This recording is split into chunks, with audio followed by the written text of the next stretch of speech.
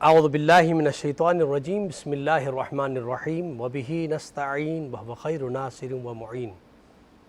تمام حمد ہے اس خالق ازل کے لیے، سکوت جھیل کو دیتا ہے جو کنول کے لیے، اور میں ان کے نام سے کرتا ہوں ابتدائے کلام، وہ جن کا نام فرشتوں نبی سنبھل کے لیے۔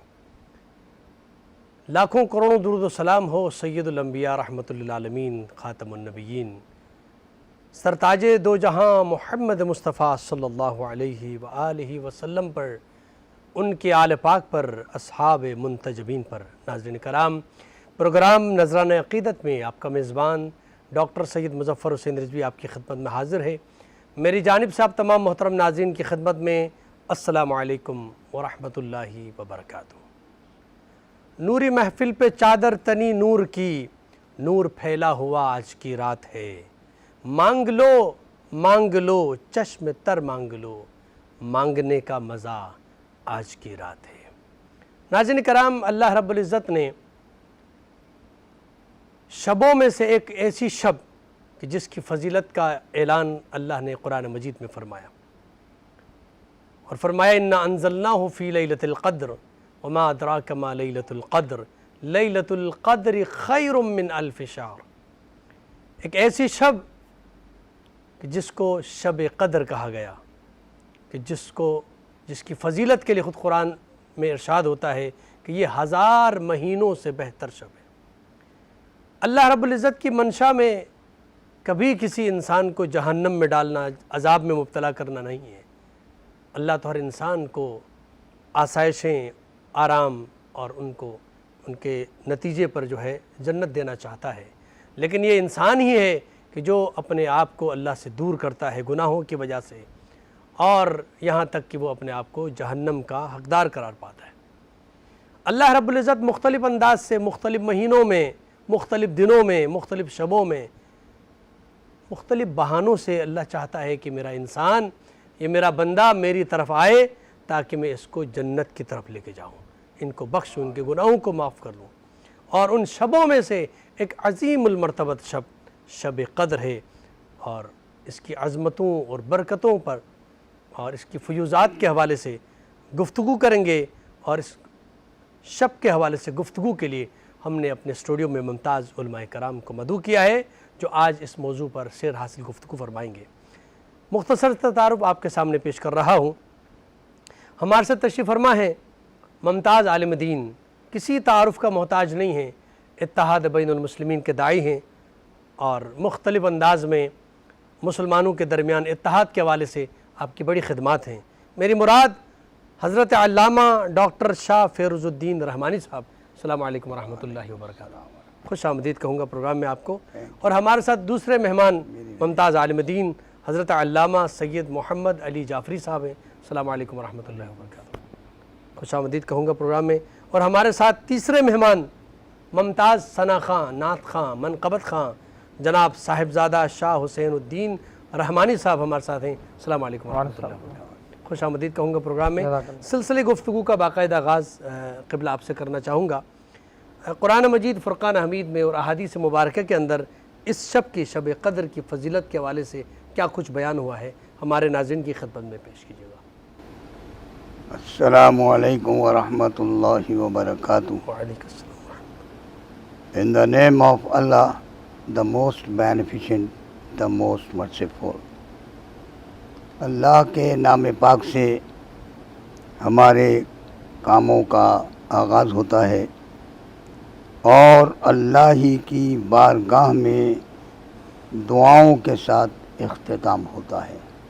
لیلۃ القدر سے متعلق ارشاد فرمایا تو اعوذ باللہ من الشیطان الرجیم، بسم اللہ الرحمن الرحیم، انا انزلناہ فی لیلۃ القدر وما ادراک ما لیلۃ القدر لیلۃ القدر خیر من الف شہر تنزل الملائکۃ والروح فیہا بإذن ربہم من کل امر سلام ہی حتی مطلع الفجر۔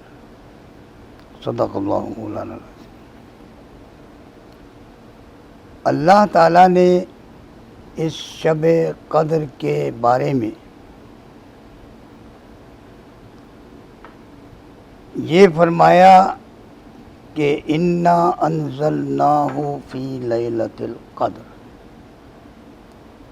اس سے مراد یہ ہے کہ قرآن کریم کو میں نے قدر والی رات میں نازل کیا۔ معلوم یہ ہوا کہ اس رات کی جو قدر و منزلت ہے وہ نزول قرآن کی وجہ سے ہے۔ اور اللہ تعالیٰ نے ارشاد فرمایا کہ ذالک الکتاب لا ریب فیہ، یہ وہ کتاب ہے کہ جس میں شک و شبہ کی قطعی گنجائش نہیں ہے۔ بے شک۔ اب اللہ تعالیٰ نے جب قرآن کریم کو نازل کیا تو فرمایا کہ شہر رمضان الذی انزل فیہ القرآن ھدی للناس، یعنی ماہ رمضان میں نازل کیا، اور کس کے لیے کیا؟ ھدی للناس، یعنی ہمارے نبی آقا و مولا محمد رسول اللہ صلی اللہ علیہ وآلہ وسلم محسن انسانیت ہیں۔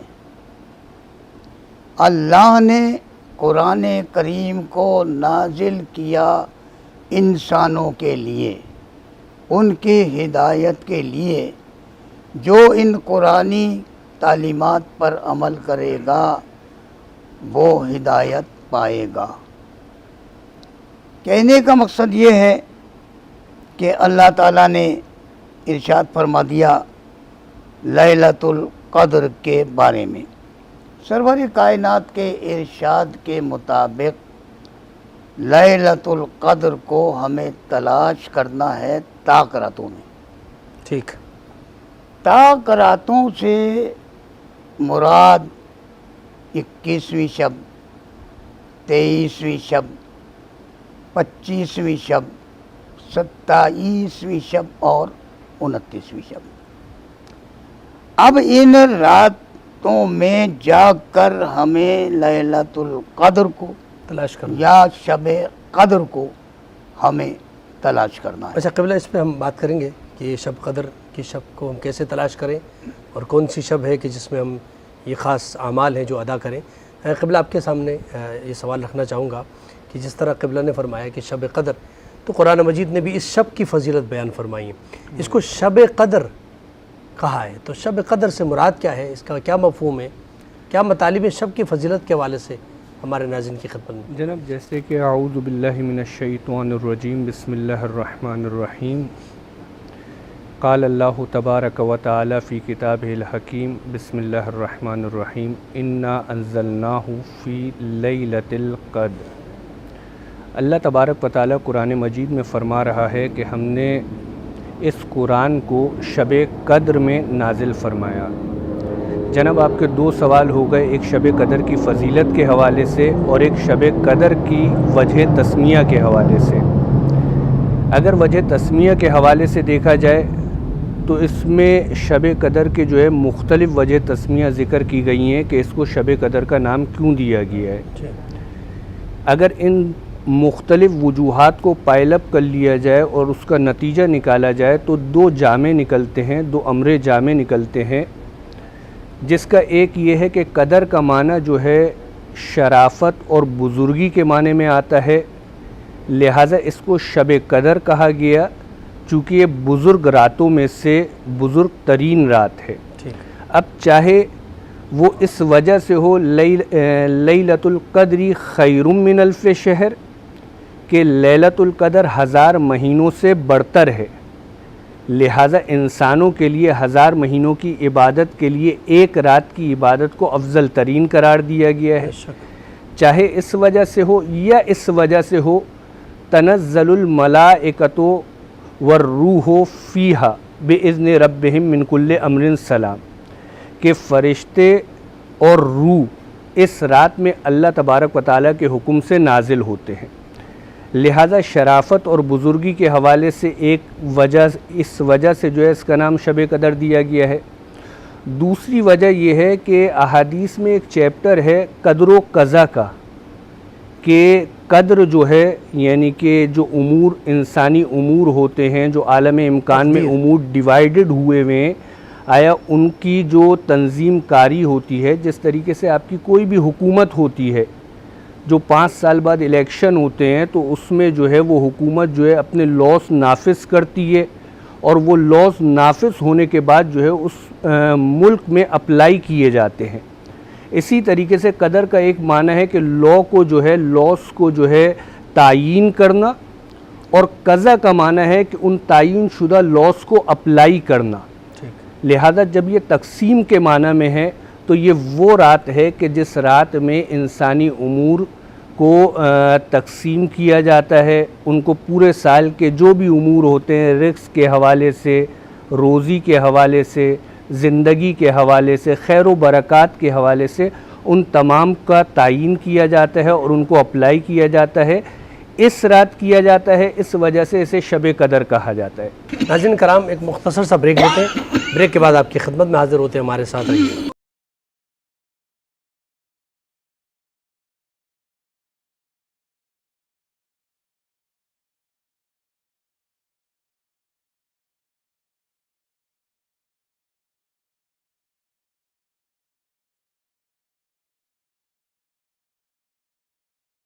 ناظرین کرام، ایک بار پھر پروگرام نظرانہ عقیدت میں آپ کے خیر مقدم۔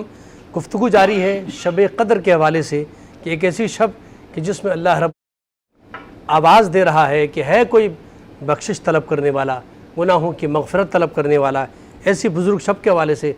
قبلہ آپ بریک سے پہلے ارشاد فرما رہے تھے کہ اس کے قضاء و قدر کا آپ نے ذکر فرمایا، کہ تقدیر کے حوالے سے بھی ہے کہ انسان کی تقدیر کا جو ہے لوح محفوظ میں لکھا جا رہا ہے کہ اس نے آگے جا کے کیا کرنا ہے، ان کے ساتھ کس طرح کا حالات پیش آئیں گے۔ زندگی کے حوالے سے آپ فرما رہے تھے۔ حضور، یہ جو وجہ تسمیہ تھی آپ کی خدمت اقدس میں ذکر کی ہے، اب جو یہ فضیلت کے قرآن و حدیث کے حوالے سے ہے، تو یہ بیان جو ہے، چونکہ اگر آپ مسلمانوں کے مختلف فرقے ہیں، اور اگر مسلمانوں کے مختلف فرقوں کو جمع کریں تو ان میں ایک انٹرسیکشن پوائنٹ نظر آتا ہے کہ وہ اس شب کی فضیلت کے تمام متفق ہیں کہ یہ شب جو ہے افضل ترین شب ہے۔ اور جب مسلمان متفق ہیں تو واضح سی بات ہے، مسلمان اپنی ارادے اور اپنی ذاتی رائے کی وجہ سے تو متفق نہیں ہوئے نا۔ یہ اتفاق کس کی وجہ سے ہے؟ حکم خداوندی کی وجہ سے۔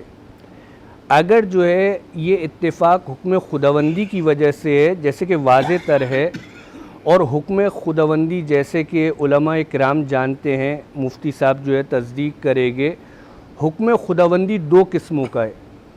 ایک جو ہے حکم تکوینی ہے اور ایک حکم تشریعی ہے۔ جناب حکم تکوینی کیا ہوتا ہے؟ مثالوں کے ذریعے سے، جیسے کہ دن رات سے افضل بنایا گیا ہے، یا نبی کو عام بندوں سے افضل قرار دیا گیا ہے، یا اولو العزم رسولوں سے افضل ہے۔ یہ حکم تکوینی ہے، اللہ تبارک و تعالی نے ان کی ذات میں فضیلت رکھی ہے۔ حکم تشریعی کیا ہے جناب؟ جیسے کہ نماز پڑھنے والا بے نمازی سے افضل ہے، جو متقی ہے وہ تقوی اس شخص سے جو تقوی نہ رکھتا ہو اس سے افضل ہے، جو روزے دار ہے وہ بے روزے دار سے افضل ہے۔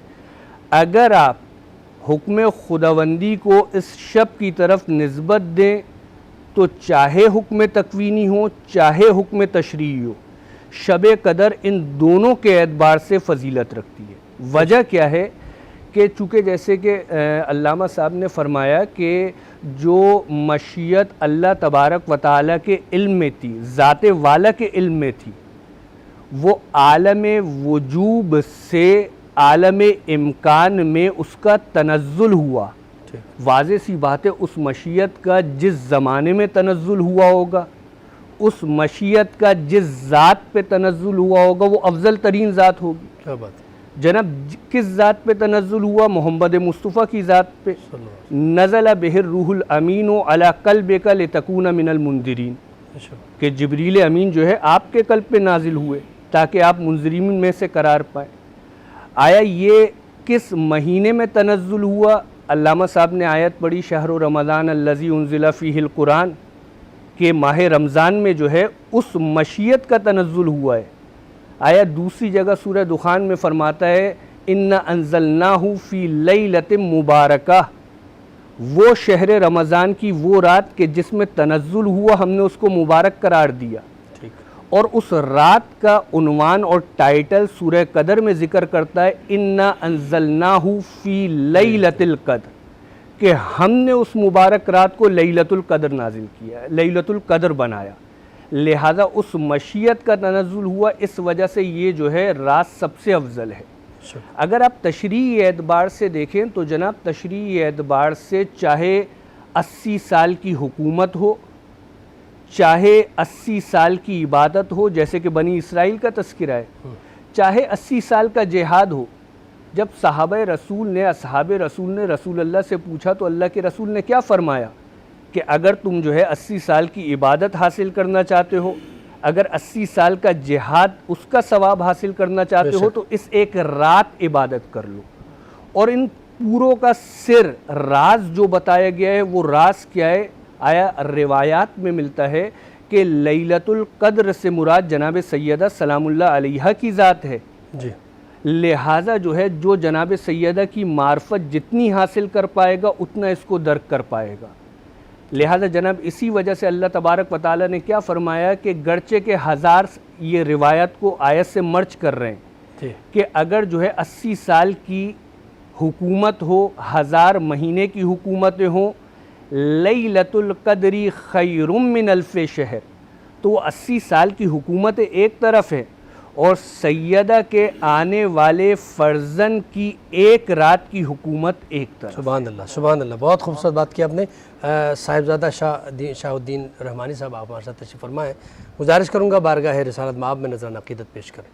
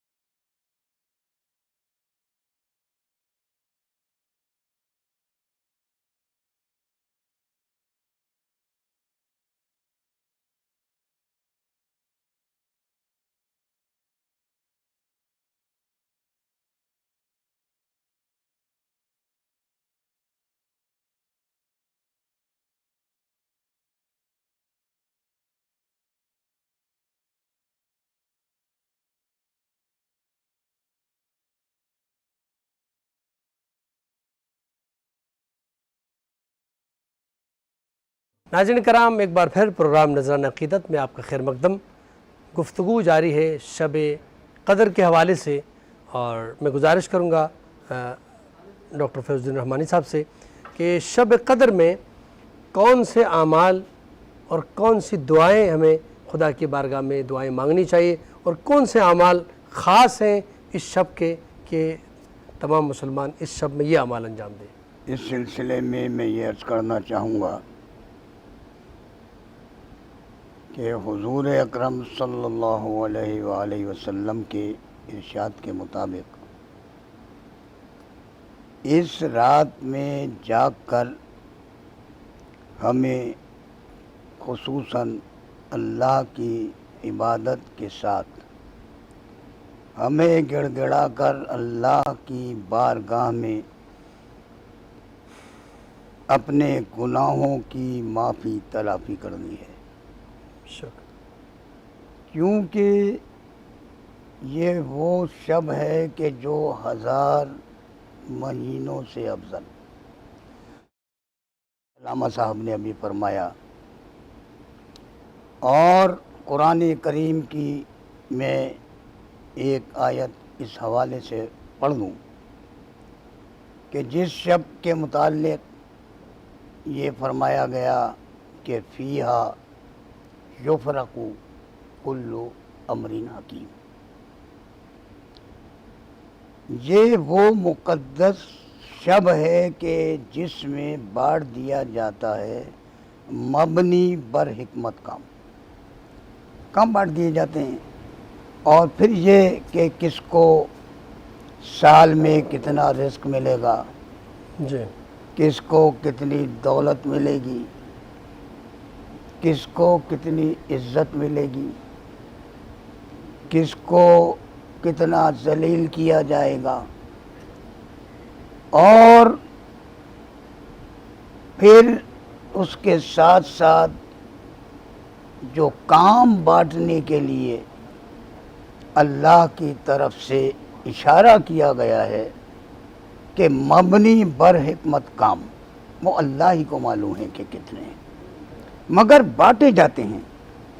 تو اس وقت سرور کائنات کا ارشاد یہ ہے کہ جس وقت ہماری مقدروں کے فیصلے ہو رہے ہوں تو ہمیں اللہ کی بارگاہ میں گڑ گڑا کر اپنے گناہوں پر توبہ کرنی ہے، اور آئندہ کے لیے نہ کرنے کا اللہ کی بارگاہ میں وعدہ کرنا ہے۔ سبحان اللہ۔ ایک بات یہ، دوسری بات یہ کہ ماہ رمضان کی جو یہ لیلۃ القدر ہے، اس کے متعلق میں عرض کر دوں، سرور کائنات محمد رسول اللہ صلی اللہ علیہ وسلم کے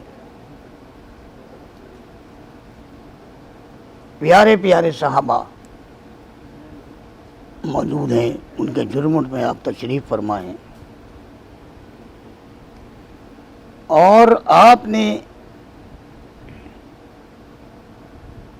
حضرت موسیٰ علیہ السلام کے زمانے کے ایک اللہ کے ولی کا تذکرہ کیا، اور پھر یہ بھی اس کے متعلق بتایا کہ اس نے بڑی لمبی عمر پائی۔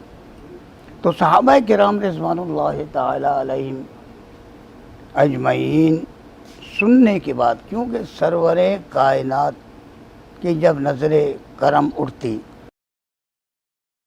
تو پھر آپ کو معلوم ہے کہ ہمارا نبی وہ ہے کہ جو بیٹھتا فرش پر ہے، دیکھتا عرش پر ہے۔ صحابہ کرام کے چہروں کو دیکھا تو سوالیہ نشان بنے ہوئے تھے۔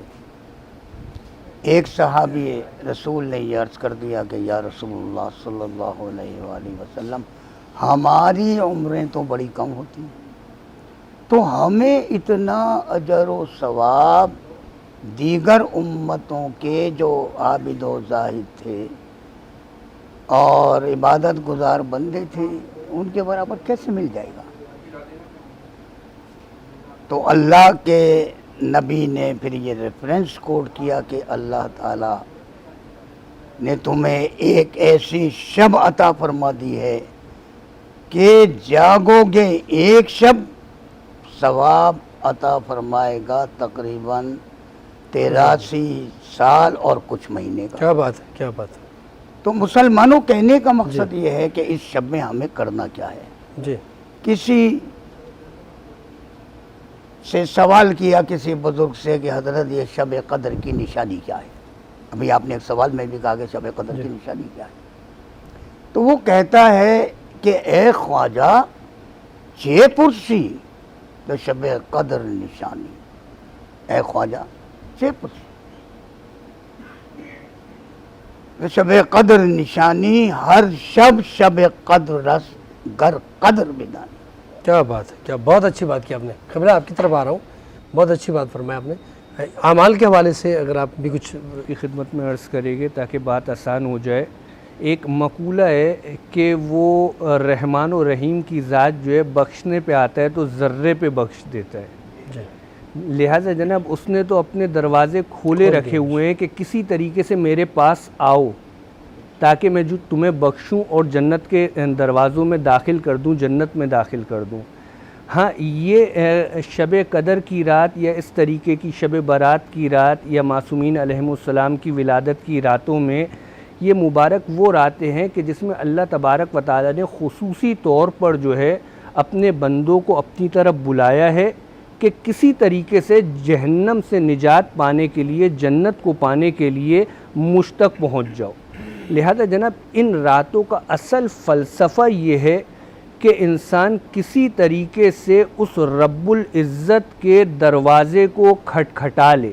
بے شک. مجھے ایمانداری سے بتائیے گا کہ اگر ہم کسی بادشاہ کے دربار میں داخل ہو جائیں اور اس سے کوئی چھوٹی سی چیز مانگیں بادشاہ کی نسبت، تو کیا بادشاہ اتنا بخیل ہوگا کہ وہ چھوٹی سی چیز عطا نہ کرے؟ یہ تو رب العزت کی ذات ہے جو قادر بھی ہے، جواد بھی ہے، سخی بھی ہے. تو کس طریقے سے ممکن ہو سکتا ہے کہ اگر انسان دروازہ کھٹکھٹا کے اس دربار میں داخل ہو پائے اور پھر وہ عطا نہ کرے؟ لہذا جناب فقط یہ جو دعائیں ہیں چاہے مشترکہ اعمال ہوں، چونکہ اعمال اہل تشیع کے نزدیک جو ہے اعمال کی ڈویژن کی گئی ہے. ایک مشترکہ اعمال ہیں جیسے کہ طاق راتوں کے بارے میں حضور نے فرمایا 19ویں کی شب ہو گئی، 21ویں کی شب ہو گئی، 23ویں کی شب ہو گئی. تو ایک طاق راتوں کے مشترکہ اعمال ہیں، ایک مختصہ اعمال ہے. اور ان تمام کا اصل فلسفہ یہ ہے کہ کسی طریقے سے اس رب کی بارگاہ میں بندہ داخل ہو جائے. ہاں پھر اس میں طریقے بتائے گئے ہیں کہ جو ہے اس میں زور دیا گیا ہے کہ آپ ان راتوں کو بیداری میں گزاریں، سوئے نہ. کہیں ایسا نہ ہو کہ بادشاہ جو ہے تقسیم کر رہا ہو اور آپ جو ہے نیند میں غافل ہوں. لہذا عطا پھر بھی کرے گا لیکن جو ہے وہ بات نہیں ہوگی کہ اگر آپ جاگ رہے ہوتے اس کی طرف متوجہ ہوتے. اسی طریقے سے غسل ذکر کیا گیا ہے، دعائے جوشن کبیر ہے، آیا خصوصیت کے ساتھ زیارت امام حسین ہے کہ جس کے بارے میں ہے کہ منادی جو ہے 7ویں آسمان سے ندا کرتا ہے زیارت کے پڑھنے والے کے لیے اور اس کو بشارت دیتا ہے. اور اس کے علاوہ نمازیں 2 طریقے کی نماز ذکر کی گئی ہے. ایک نماز 2 رکعت ہے کہ جس میں سورہ الحمد کے بعد جو ہے 7 مرتبہ سورہ توحید ہے، قل هو اللہ احد. اور دوسری نماز جناب اس 2 رکعت نماز کے بعد جو ہے 100 مرتبہ استغفر اللہ و اتوب الیہ ہے. پھر 100 رکعت نماز ہے، نفل نماز ہے. لیکن اگر کسی کی قضاء عمری نمازیں ہوں، کسی کی قضا نمازیں ہوں تو مجتہدین کرام نے اس کا طریقہ کار یہ بیان فرمایا ہے کہ آپ اپنی قضا نمازوں کی نیت کریں، اپنی قضا نمازوں کو پڑھیں اور امید رکھیں کہ اللہ تبارک و تعالی ان نمازوں کو ان کے ساتھ مرچ کر دے گا. لیکن نیت آپ کو قضا نمازوں کی رکھنی پڑے گی. اور جو مختص اعمال ہیں پھر اس میں مخصوص دعائیں ہیں جو طویل مفاتح الجنان میں ذکر ہوئی ہیں، ان کو جو ہے پڑھا جاتا ہے. قرآن کے اعمال ہیں. اعمال تو اتنے ہیں کہ بندہ پڑھتا رہے، لیکن اصل مطلب کیا ہے کہ ان اعمال کے ذریعے، ان طویل اعمال کے ذریعے انسان رب کی بارگاہ میں داخل ہو پائے. چونکہ اگر ایک بار داخل ہو پائے گا تو یقیناً وہ جو ہے خالی ہاتھ نہیں پلٹے گا، وہ عطا کرے گا. جزاک اللہ بہت خوبصورت بات کی آپ نے ماشاءاللہ. یقیناً یہ شب ہے مغفرت کی شب ہے، رحمت کی شب ہے، اور اس شب کو ہمیں عبادت میں گزارنا چاہیے، شب بیداری کرتے ہوئے خدا کی بارگاہ میں جو ہے راز و نیاز کرتے ہوئے، کلام الہی کی تلاوت کرتے ہوئے اس شب کو ہمیں گزارنے کی توفیق اللہ تعالیٰ عطا فرمائے۔ انشاءاللہ تمام عالم اسلام کی خدمت میں سب کے لیے دعا بھی کرتے ہیں اور اپنے ملک پاکستان کے لیے بھی دعا کرتا ہے آج کی شب اللہ تعالیٰ ہمارے ملک کو تمام تر دشمنوں سے محفوظ فرمائے۔ میں آپ کا بہت مشکور ہوں ڈاکٹر علامہ شاہ فیروز الدین رحمانی صاحب آپ کا، حضرت علامہ سید محمد علی جعفری صاحب آپ کا، صاحبزادہ شاہ حسین الدین رحمانی صاحب آپ کا بہت شکریہ کہ آپ تشریف لائے اور بہترین گفتگو فرمائی۔ میں آخر میں اپنے میزبان ڈاکٹر سید مظفر حسین رضوی کو اجازت دیجیے، اللہ نگہبان، اور گزارش کروں گا کہ 2 شعر بارگاہ